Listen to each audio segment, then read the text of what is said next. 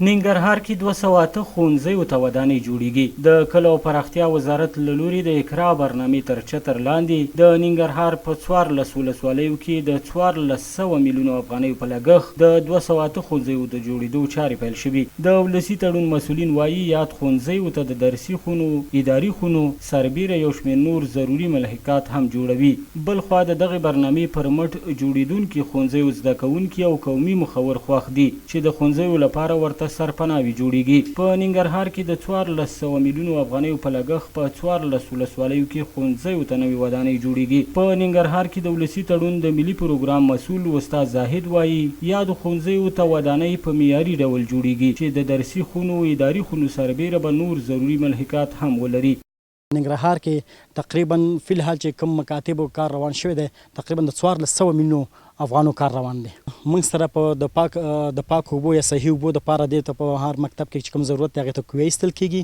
ورسره په څنګ کې تشنابونه هم ایستل کېږي او کوم ځای کې چې د مکاتبو چاردیوالي نشته دی په بالخصوص د 19 مکاتب چې دي هغو ته به هم چاردیوالي جوړېږي.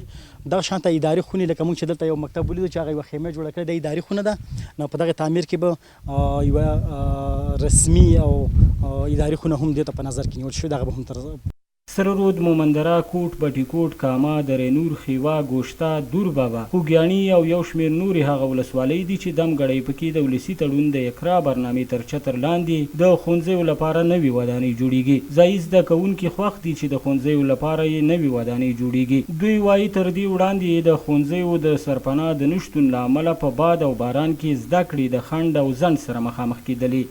چې باران یا باد موږ زده کړه نشو کولی. اوس دا مکتب د ولسي تړون څخه جوړ شوی، موږ ډېر خوشحاله او نور ملګري هم خوشحاله دي. ټول مکتب شاګردان خوشحاله دي. دا مکتب چې جوړ شوی اوس مخکې چې موږ زده کړې کولې هلته د هغه چت نه و د مکتب. اوس مکتب جوړ شو، موږ د ولسي تړون څخه ډېر خوشحاله یو چې موږ ته مکتب جوړ کړو. موږ به باران او ژمي او سړو کې موږ خپل درس ته ادامه ورکړو. په همدې حال کې ځایي قومي مخوره د ښوونځیو د رغنیزو چارو خوښ دي، خو ښوونځیو ترڅنګ د ځینو نورو رغنیزو چارو د ترسره کېدو غوښتنه هم کوي. کلینیک، د مکتب احاطه، سړکونه، برق، ابرساني، اوبو، څاګانې او دغه غوښتنه هم ده چې په آینده کې اجتماعي پروګرامونو کې دغه سرته ورسو. خوشحاله خو په دې یو چې اوس د دې نه ګډ چاپېره احاطه تاسو وکړئ، په دې هم خوشحاله کېږو. او هغې نه ګوره هغه مکتب باندې موږ لوڅې بس ډېر که نه یعنې دښته کې دی چې احاطه ترې وشي نو په دې احاطه باندې موږ ډېر خوشحاله کېږو.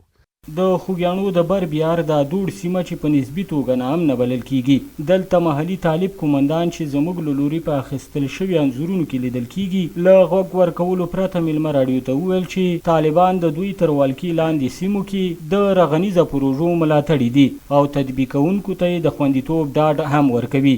ځایي خلک هم د دوی نظر تاییدوي. موږ ته چا کارونه نه دي کړي.